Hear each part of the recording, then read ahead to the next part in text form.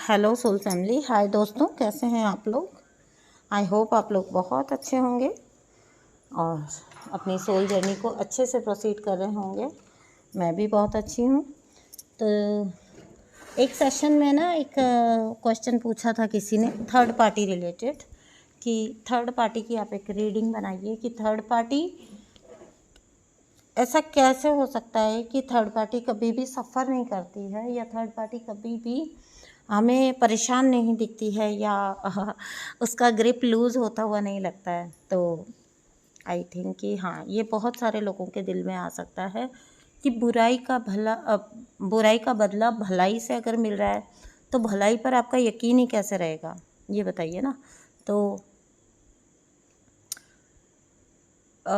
इस बात को थोड़ा पहले मैं डिस्कस करती हूँ, उसके बाद मैं थर्ड पार्टी की रीडिंग बनाऊँगी आपके लिए।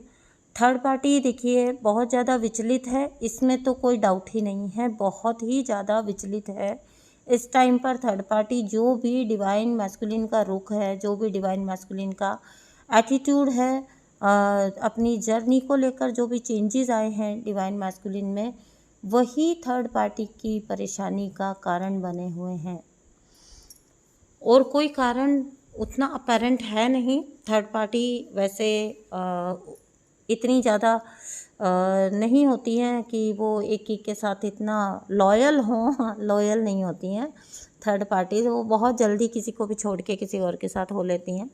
तो थर्ड पार्टीज़ के लिए ऐसा कोई ये वरी की बात नहीं होती है कि कोई एक इंसान उनसे छूट गया, क्योंकि देखिए को डिपेंडेंसी के रिश्ते हैं, कहीं भी बना लेते हैं। एक जगह से छूटा तो दूसरी जगह बना लेंगे, क्योंकि जैसे ही स्वाभिमान देख लेंगे ना इंसान में और ये देख लेंगे कि हाँ, ये इंसान को अब वो मैनिपुलेट नहीं कर सकते, वो इमीडिएटली वहाँ से रन करेंगे, इमीडिएटली वहाँ से छूट के वो फिर अपना टाइम वेस्ट नहीं करते, ज़्यादातर टाइम है ना, अपना टाइम वो बहुत ज़्यादा वेस्ट नहीं करते, वो निकल लेते हैं वहाँ से, निकल के और फिर वो अपना देखते हैं कि अब नेक्स्ट उनका कहाँ पर फ़ायदा है या कहाँ पर वो कुछ गेन कर सकते हैं। तो वो बहुत स्मूथली वहाँ पर मूव कर जाते हैं और उनको कोई हर्ट, कोई दिक्कत कुछ भी नहीं होती है। इसलिए थर्ड पार्टीज़ आपको हमेशा खुश दिखाई देंगी, नार्सिसिस्ट लोग इसलिए आपको हमेशा खुश दिखाई देंगे। वो लिटरली वो खुश लोगों को ढूंढ रहे होते हैं, मतलब खुश लोग क्या, मतलब जिनके साथ वो को डिपेंडेंसी का रिश्ता बना सकें कि नहीं यहाँ पर तो वो पूरी तरह से अब डिपेंडेंट होके अपने कुछ दिन या कुछ महीने या शायद कुछ साल आराम से गुजार सकते हैं, आराम से काट लेंगे। ठीक है, तो ये होता है थर्ड पार्टी का एटीट्यूड। इसकी वजह से थर्ड पार्टी कभी भी सफ़र नहीं करती हैं, कभी भी सफ़र नहीं करने का मेंटली करती हैं, बट इमोशनली वो डिटैच ही होती हैं, तो उनको उतना कोई फ़र्क नहीं पड़ता। फाइनेंशियली वो अपना बंदोबस्त कर लेते हैं, अपना जुगाड़ कर लेते हैं, तो उन्हें वैसे भी कोई फ़र्क नहीं पड़ता। सो थर्ड पार्टीज़ का मेन जो होता है ना, वो ये होता है कि वो सफरिंग, वो ड्यूरेशन जब एक सप्लाई को छोड़ के उनको किसी और सप्लाई को ढूंढना पड़ता है, पकड़ना पड़ता है। और डिवाइन मैस्कुलिन को छोड़ना इतना टफेस्ट इसलिए होता है क्योंकि हर सोल इतनी गिविंग नहीं होती है। Being an empath soul, divine masculine अपनी डिवाइन फेमिनाइन के लिए कुछ करे ना करे, बट थर्ड पार्टीज़ के लिए ये फैक्ट है भाई, बहुत कुछ करते हैं, बड़ा करते हैं, पगला जाते हैं। ठीक है, तो इस वजह से थर्ड पार्टीज़ उनके साथ रहना चाहती हैं, लोग उनके साथ रहना चाहते हैं, चिपके रहना चाहते हैं उनके साथ, लिटरली उनके साथ लाइफ शेयर करना चाहते हैं या उनका मनी शेयर करना चाहते हैं या उनकी हार्ड अर्नड जो भी फैसिलिटीज़ वो दे सकते हैं वो इन्जॉय करना चाहते हैं। फ्री का जो भी मिले, थर्ड पार्टीज़ का सीधा सीधा उसूल होता है। कभी भी थर्ड पार्टी स्वाभिमानी नहीं होती हैं। थर्ड पार्टीज़ कभी भी उनका कोई सेल्फ रिस्पेक्ट नहीं होता है, उनका कोई बहुत विक्टिम मोड में रहने वाले, बहुत सेल्फ ऑब्सेस्ड कह लो, विक्टिमहुड में रहने वाले और बहुत ज़्यादा मतलब ऐसे लोग होते हैं जो दूसरों को डिप्रेस करके अपना तरीके से अपना गेन निकाल ही लेते हैं किसी भी तरीके से। So this is the fact. इसकी वजह से आपको थर्ड पार्टीज़ कभी सफ़र करती हुई नहीं दिखती हैं, जबकि लिटरली थर्ड पार्टीज़ भी सफ़र करती हैं। उनका सफरिंग उस दौर का होता है जब उनको डिवाइन मैस्कुलिन हाथ से निकलता है या डिवाइन मैस्कुलिन चला जाता है। तो आज के बाद आप ये मत पूछिएगा कि थर्ड पार्टीज़ कभी भी मतलब इतना खुश कैसे रहती हैं, इतना कुछ उनको मिल जाता है, इतना मक्कारी से ले लेते हैं और छीन लेते हैं लिटरली दूसरों की खुशियाँ, दूसरों की चीज़ें, फिर उनको वो बरकत कैसे आ पाता है। भूलिएगा मत, कभी बरकत नहीं आता उनको। वो हमेशा एक फ़ियर में जीते हैं कि कब ये पर्सन उनके हाथ से निकलेगा, कब उनको कुछ और जुगाड़ करना पड़ेगा। एंड बिलीव मी, डिवाइन फेमिनाइंस जो होती हैं, डिवाइन फेमिनाइन, डिवाइन मैस्कुलिन होते हैं, कलेक्टिव जो ट्विन फ्लेम्स हैं, ये इस तरह की हरकतें कभी भी नहीं कर सकते, नहीं कर सकते। आप उन चीज़ों के लिए बने ही नहीं हैं। आप करेंगे ना, करने जाएंगे, करने का सोचेंगे, किसी को भी मैनिपुलेट करने का सोचेंगे, इनफैक्ट अपने काउंटर पार्ट को भी, वो आपका वर्क ही नहीं करने वाला।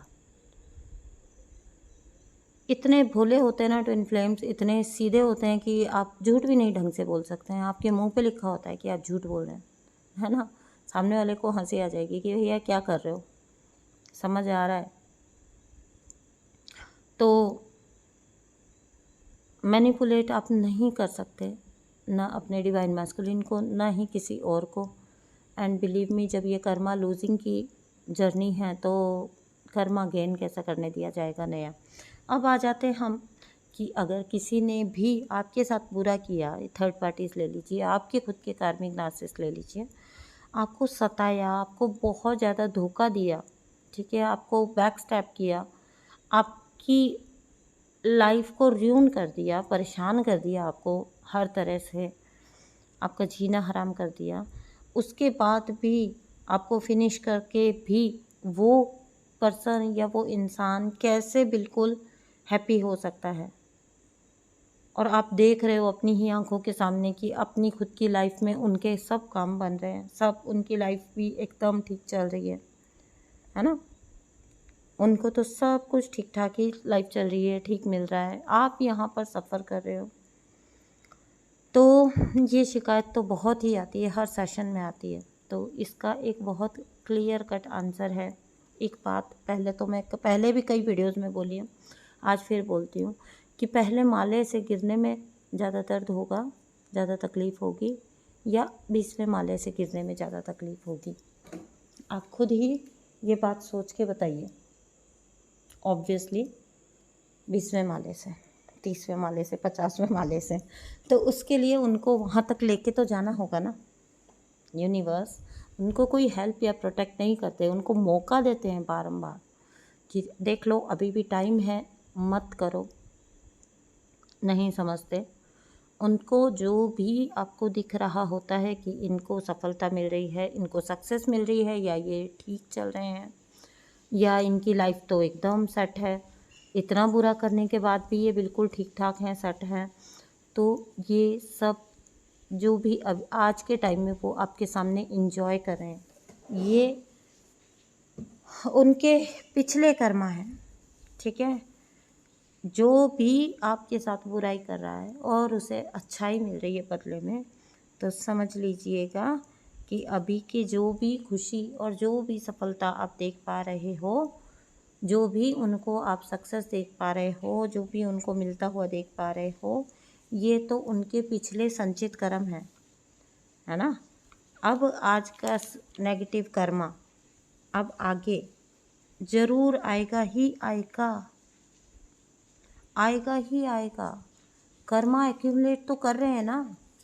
1000 बार आप लोग को बताया है कि कुदरत का नियम तो सबके लिए बराबर है। प्रकृति कभी भी भेदभाव नहीं करती, भेदभाव इंसान करता है। ओके, प्रकृति के लिए कोई ज़्यादा या कोई कम नहीं है। जो प्रकृति का नियम है, जो नेचर, लॉ ऑफ नेचर है, लॉ ऑफ कर्मा है, वो सबके लिए सेम है। तो ये कैसे हो सकता है कि वो बख्श दिए जाएंगे? कभी भी अपने मन में ये नेगेटिविटी मत लाइए। और अगर आपको लग रहा है, एनर्जेटिकली आपको फील हो रहा है कि ये बहुत ज़्यादा होता है, ये बहुत ज़्यादा होगा। अगर आपको लग रहा है कि एनर्जेटिकली, देखिए बहुत एनर्जी सेंसिटिव होते हैं ना, तो हम सेंस कर लेते हैं।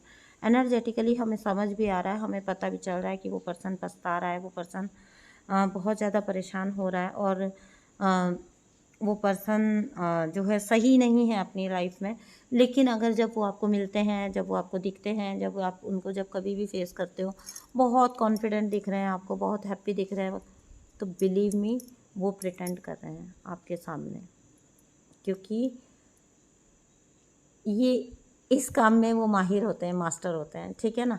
और